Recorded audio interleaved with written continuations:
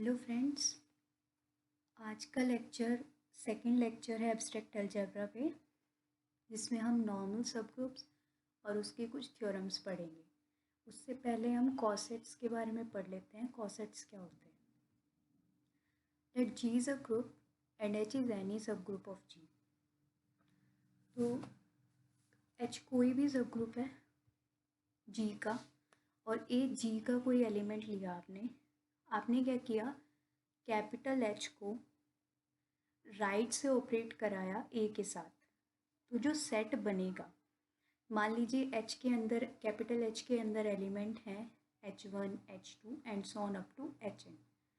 सो आपने हर एक एलिमेंट लिया, H1 लिया पहले, तो उसको राइट से ऑपरेट कराया ए के साथ। तो H1A, next element will be H2A up to HnA। तो ये जो सेट बनेगा इसको हम बोलेंगे राइट कॉसेट ऑफ एच। इसी तरीके से अगर हमने लेफ़्ट से ऑपरेट कराया सभी एलिमेंट्स को, like AH1 AH2 up to AHn, तो ये कहलाएगा हमारा लेफ़्ट कॉसेट। इसके प्रॉपर्टीज़ क्या होती हैं कि मान लीजिए आपके पास कोई सब ग्रुप है एच जी का, तो आपने कोई भी एच का आर्बिट्ररी एलिमेंट उठाया और आप उसको कैपिटल एच के साथ ऑपरेट करा रहे हो, चाहे लेफ़्ट से करा दो चाहे राइट से करा दो, तो वो एच ही बन जाएगा। ये प्रॉपर्टी है कि आप सब ग्रुप के एलिमेंट्स के साथ में कॉसेट बनाना चाहते हो, यानी सब ग्रुप लिया आपने एच और उसी का कोई एलिमेंट उठा लिया और उसी को ऑपरेट करा रहे हो लेफ़्ट और राइट से, ये कॉसेट राइट और लेफ़्ट कॉसेट बना रहे हो, तो वो एच ही बन जाएगा। ठीक है। सेकंड प्रॉपर्टी क्या है कि अगर आपने ग्रुप के दो एलिमेंट ले लिए ए और बी, ठीक है, तो आपने कॉसेट बना सकते हो इसके राइट और लेफ़्ट। तो H A equal to H B, यानी दो, यहाँ पे क्या है, लेफ़्ट दो हमारे पास राइट कॉसेट बने हैं। तो ये दो राइट कॉसेट अलग होंगे या इक्वल होंगे? ये इक्वल कब होंगे? अगर ये प्रॉपर्टी सेटिस्फाई हो रही है, A into B inverse belongs to H.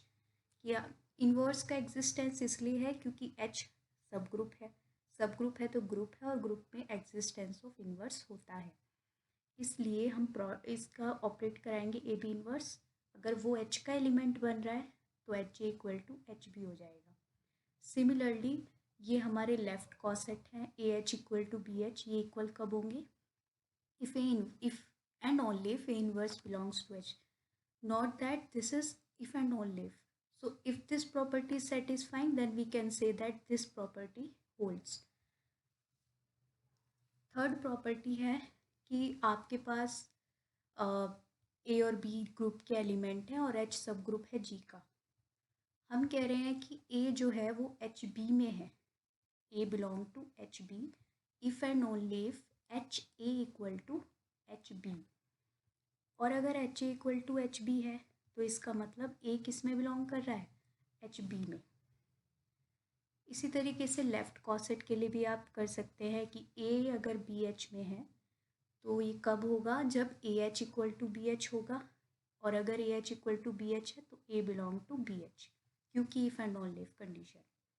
ये प्रॉपर्टी हम एक थ्योरम में भी यूज़ करने वाले हैं, थर्ड प्रॉपर्टी। ठीक है।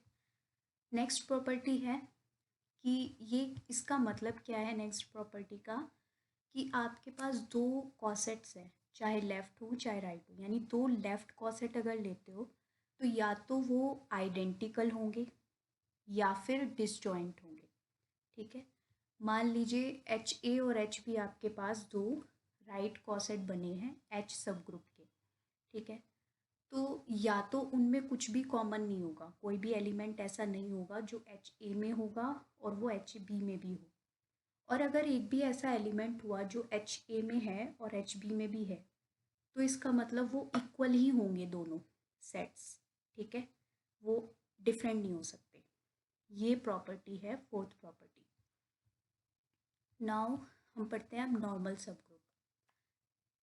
प्रीवियस वीडियो में हमने सब ग्रुप्स के बारे में पढ़ा था कि सब ग्रुप्स क्या होते हैं, ग्रुप के सब ग्रुप्स होते हैं। तो कोई भी ग्रुप का सब ग्रुप ही नॉर्मल सब ग्रुप बनते हैं। बिना सब ग्रुप हुए वो नॉर्मल सब ग्रुप नहीं बन सकते। तो मान लीजिए H कोई सब ग्रुप है G का, तो वो नॉर्मल सब ग्रुप होगा अगर ये प्रॉपर्टी सेटिस्फाई हो रही है कि आप G का कोई भी एलिमेंट उठाएं, मतलब हर एक एलिमेंट के लिए होना चाहिए for all x belongs to G and for all H belong to capital H, X inverse belongs to H। तो हम बोलते हैं कि H क्या है, नॉर्मल सब ग्रुप है। इसी बात को हम एक नए रूप से भी लिख सकते हैं कि क्योंकि देखिए ये क्या है, ये एक एलिमेंट है और जब हम कैपिटल एच है, कैपिटल एच एक सेट है, उसमें हम लेफ़्ट से और राइट से ये ऑपरेट करा के ये क्या बनेगा, एक सेट बनेगा। तो ये क्या होना चाहिए, सबसेट होना चाहिए और इसके लिए बिलोंग करना चाहिए सेट के अंदर। और ये साइन होता है नॉर्मल सब ग्रुप का। H is a normal subgroup of G if and only if X inverse is a subset of H for all X belongs to G।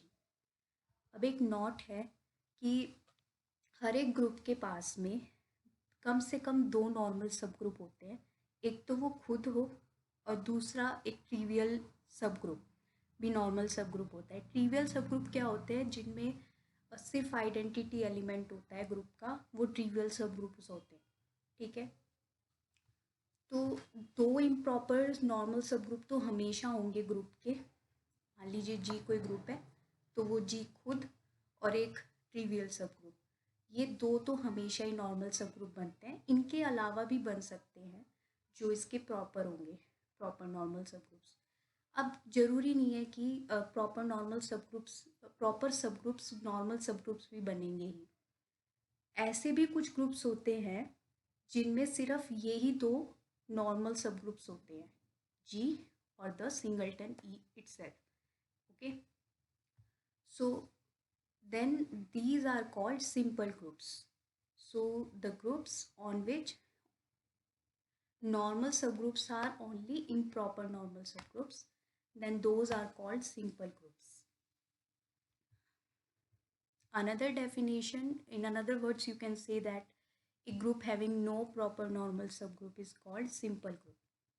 अब एक स्टेटमेंट है कि every group of prime order is simple, कि अगर कोई भी group है जिसका ऑर्डर प्राइम है, ऑर्डर मैंने प्रीवियस वीडियो में बताया था कि ग्रुप का ऑर्डर क्या होता है। ग्रुप में, फाइनाइट ग्रुप में जितने नंबर ऑफ एलिमेंट्स होते हैं वही ऑर्डर होता है ग्रुप का।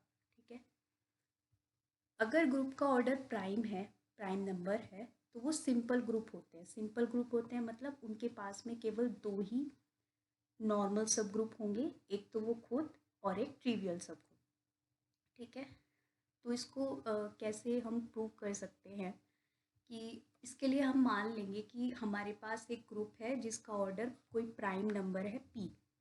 ठीक है, और एक लेग्रांजेस थ्योरम होती है, most important of the group theory. तो वो क्या कहती है कि अगर आपके पास कोई फाइनाइट ग्रुप है और उसका जो ग्रुप का जो ऑर्डर है और सब ग्रुप का जो ऑर्डर है उससे रिलेटेड होती है ये थ्योरम, कि हर सब ग्रुप का ऑर्डर ग्रुप के ऑर्डर को क्या करेगा, डिवाइड करेगा। मान लीजिए आपके पास जी कोई ग्रुप है, उसके कई सारे सब ग्रुप्स होते हैं।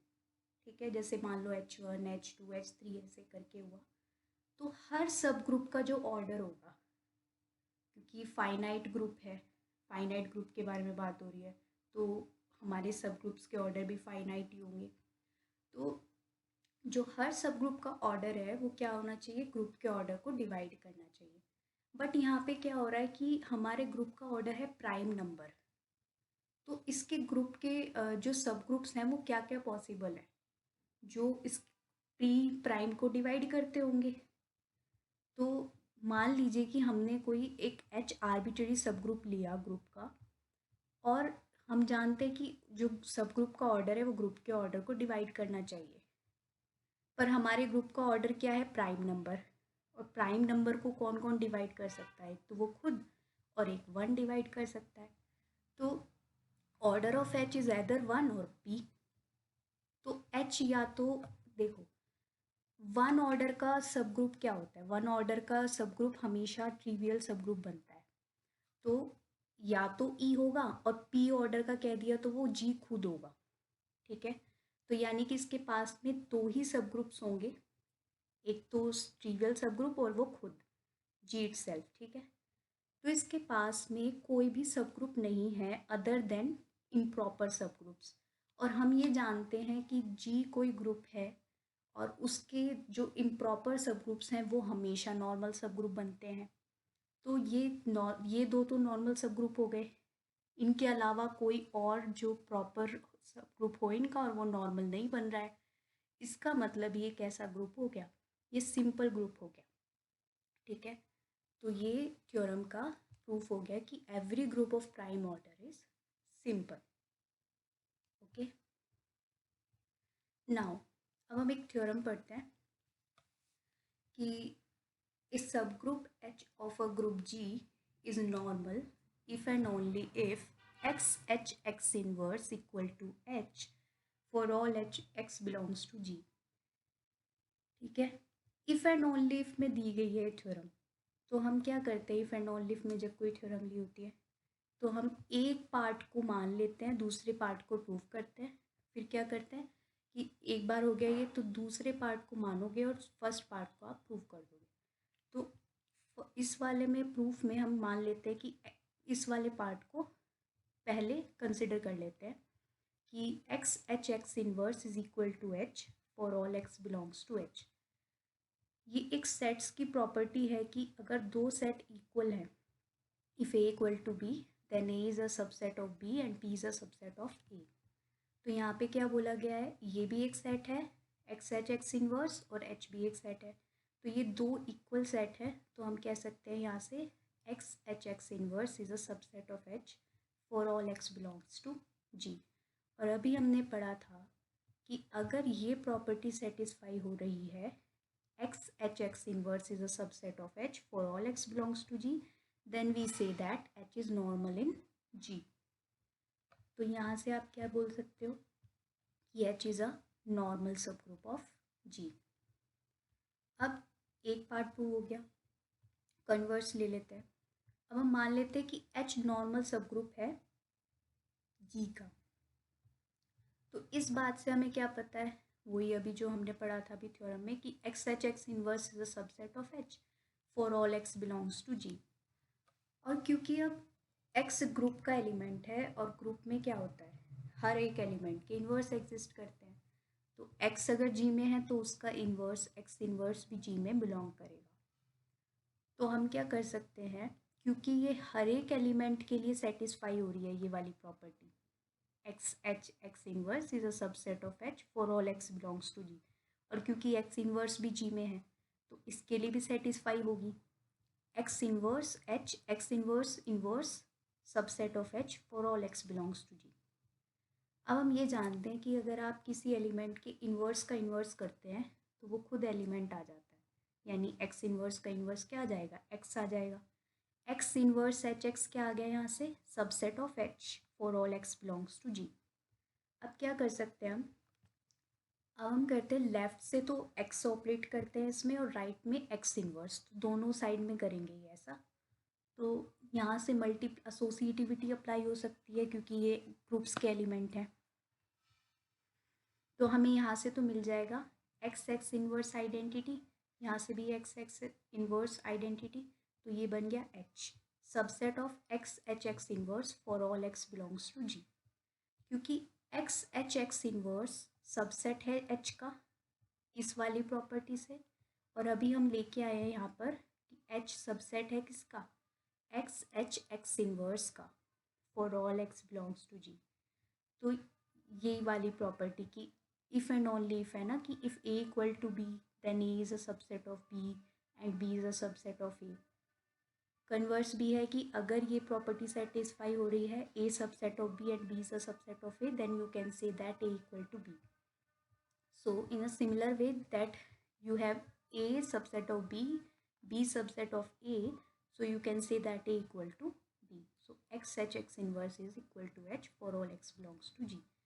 तो ये दोनों पार्ट्स में हमने प्रूव कर दिया। पहले हमने क्या किया, हमने इस पार्ट को माना और H को नॉर्मल प्रूव किया, फिर हमने H को नॉर्मल लेट किया और ये पार्ट प्रूव कर दिया, ठीक है। नेक्स्ट थ्योरम क्या है, theorem number 2। A subgroup H of a group G is a normal subgroup of G if and only if each left coset of H in G is a right coset of H in G. कि आपके पास में H का कोई भी हर एक जो left coset बनेगा और राइट कॉसेट बनेगा वो दोनों अगर इक्वल है तो H कैसा है, हमारा नॉर्मल है. तो फर्स्ट ऑफ ऑल हम यहाँ पे लेट कर लेते हैं कि H हमारा नॉर्मल सब ग्रुप है G का. तो यहाँ से हम क्या बोल सकते हैं, ये प्रॉपर्टी होल्ड होगी प्रीवियस थ्योरम से. प्रीवियस थ्योरम में हमने ये तो प्रूव किया कि अगर H नॉर्मल है तो ये प्रॉपर्टी सेटिस्फाई होगी कि x inverse is equal to H for all x belongs to G. ठीक है.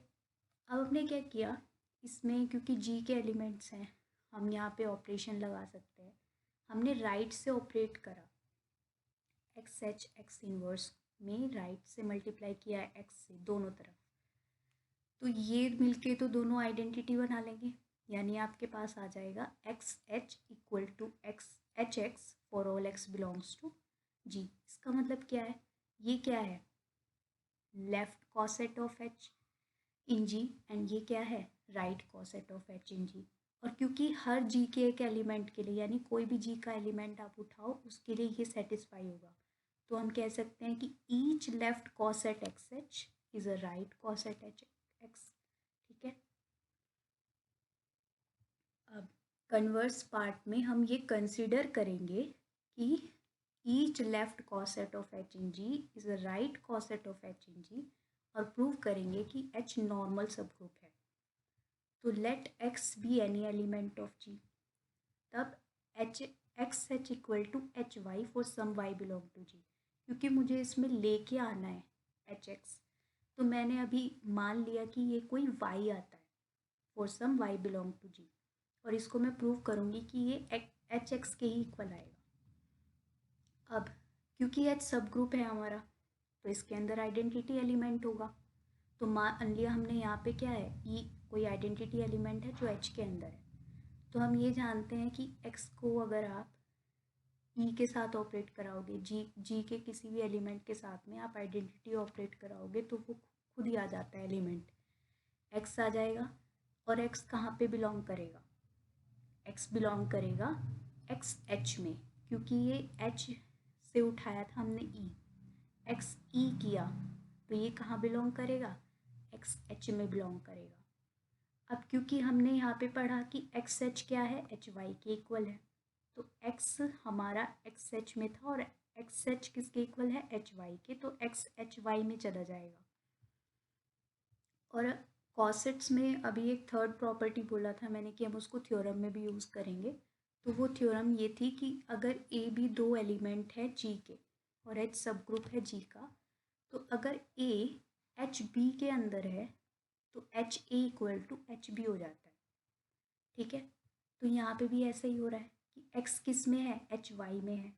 तो हम यहाँ से क्या कह सकते हैं इस थ्योरम से कि H X जो है वो किसके इक्वल होगा, H Y के इक्वल होगा. ठीक है. तो यहाँ पर हमारे पास देखो क्या आया, एक तो आया XH इक्वल टू HY, ये XH इक्वल टू HY, और एक आया HX इक्वल टू HY. दोनों में HY कॉमन है, तो यहाँ से हम ये भी कह सकते हैं क्योंकि ये इसके इक्वल है और ये इसके इक्वल है तो XH किसके इक्वल आ जाएगा, XH के इक्वल आ जाएगा. ठीक है. तो यहाँ पर XH equal to HX for all X belongs to G होगा. क्यों, क्योंकि X आर्बिटरी एलिमेंट उठाया था और आर्बिटरी के लिए फॉलो हो रहा है तो हर एक एलिमेंट के लिए फॉलो होगी ये बात. अब हम क्या करते हैं, X इन्वर्स से ऑपरेट करते हैं राइट में. तो XH X inverse equal to HX X inverse for all X belongs to G. और क्योंकि ये तो बना लेगा आइडेंटिटी, तो ये कि एच ई क्या होगा, एच की यही इक्वल होगा. तो X H X inverse is equal to H for all X belongs to G. जो ग्रुप की आइडेंटिटी है वही एच की आइडेंटिटी होगी. तो अगर हमने ये भी पढ़ा था ना कि एच ए करते हो, एच का ही एलिमेंट उठाया और उसी से ऑपरेट कर दिया तो वो एच के इक्वल आता है, उस प्रॉपर्टी से भी आप इसे जस्टिफाई कर सकते हो। तो H is a normal subgroup of G। ये प्रॉपर्टी यही तो जस्टिफाई करेगी कि क्या है, ये नॉर्मल सब ग्रुप है।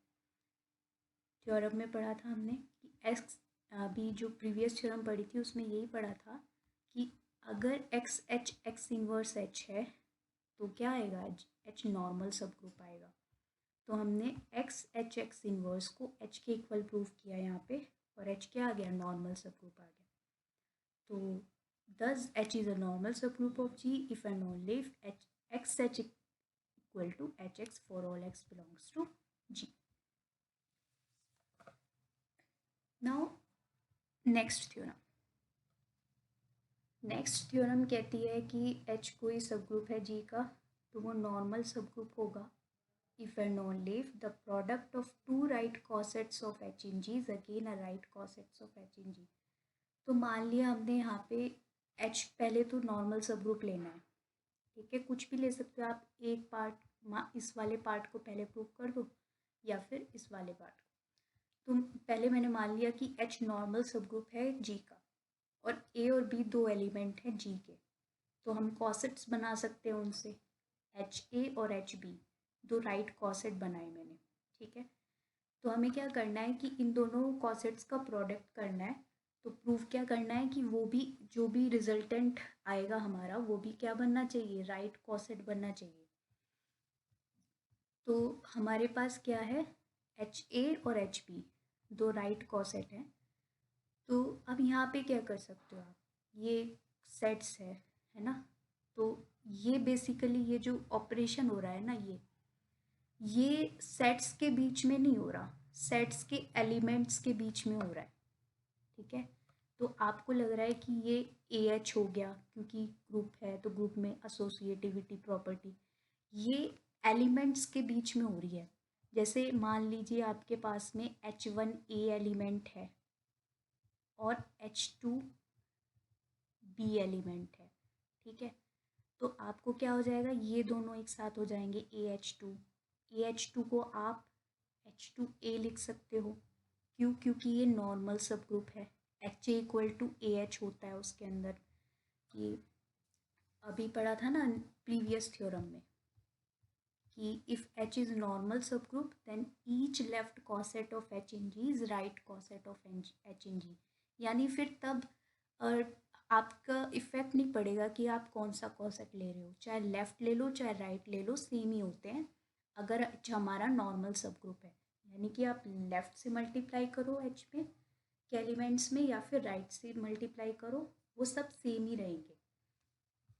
ऐसे इसमें होगा क्यों, यहाँ पे हमने AH2 लिया ना, तो AH2 H2A के ही इक्वल होगा, क्यों, क्योंकि H को हमने नॉर्मल सब ग्रुप कंसिडर किया हुआ है। तो H2A हो गया। अब यहाँ पे क्या था, H1, और हम ये जानते हैं H1 H2 किसके एलिमेंट हैं, H के एलिमेंट है और H सब ग्रुप है। तो ये भी तो एक पूरा एक H3 आ गया मान लो, तो ये कहाँ बिलोंग करेगा, कैपिटल H के अंदर बिलोंग करेगा। तो ये ऐसे होता है, यानी कि आप इसको देख रहे हो ऊपर से कि ये सेट्स के अंदर हो रहा है, सेट्स के ऊपर हो रही है प्रॉपर्टीज़, बट नहीं, ये सेट्स के अंदर जो एलिमेंट्स है उसके अंदर हो रही है, ठीक है। तो यहाँ पे क्या है कि ये AH हो जाएगा, यानी जितने भी सभी भी एलिमेंट्स होंगे ना, सबके अंदर ऐसा कर सकते हो आप, तो ये जनरलाइज हो जाएगा। अब H नॉर्मल है तो HA इक्वल टू AH लिख सकते हैं, तो AH की जगह पे आ गया HA। अब ये हुआ HH, और H को H से मल्टीप्लाई करोगे तो H ही आता है, तो क्या आ गया, ये HAB। क्या प्रॉपर्टी प्रूव करनी थी कि अगर आपके पास H नॉर्मल सब ग्रुप है तो product of two right coset of H in G is again a right coset of H in G। तो हमने यहाँ पे नॉर्मल सब ग्रुप माना था H को, और हम क्या कर रहे हैं, दो राइट कॉसेट लिए हमने HA और HB, उनकी प्रोडक्ट की, तो वो एक राइट कॉसेट ही आया। ये राइट कॉसेट क्यों है, राइट कॉसेट में क्या करते हैं हम, H के एलिमेंट्स को G के एलिमेंट से मल्टीप्लाई करते हैं राइट से। अब ए कोमा बी जी का एलिमेंट है कि नहीं है, क्योंकि ए ग्रुप का एलिमेंट है, बी ग्रुप का एलिमेंट है, तो ए इंटू बी भी ग्रुप का एलिमेंट होगा। क्यों? क्योंकि ये ग्रुप है और ग्रुप में क्लोजर प्रॉपर्टी होल्ड होती है कि आप कोई भी दो एलिमेंट उठाइए, उन्हें ऑपरेट कीजिए तो वो ग्रुप के अंदर ही आने वाले हैं। तो एच को अगर आप ग्रुप के एलिमेंट से मल्टीप्लाई करोगे तो वो एक राइट कॉसेट बनेगा। तो एच ए बी बन गया एक राइट कॉसेट। तो एक पार्ट प्रूव हो गया, product of the right coset H A and H B is the right coset H A B. Conversely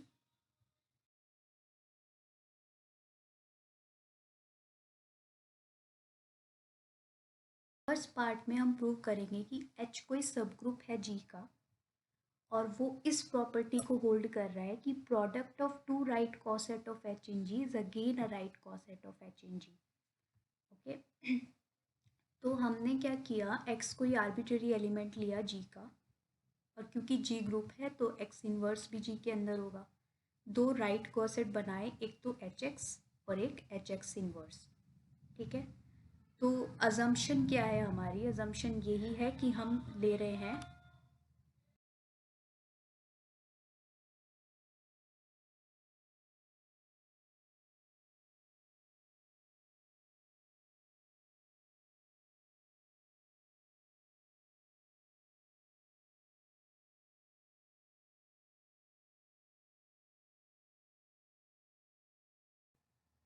product of two right coset of H in G is again a right कॉसेट।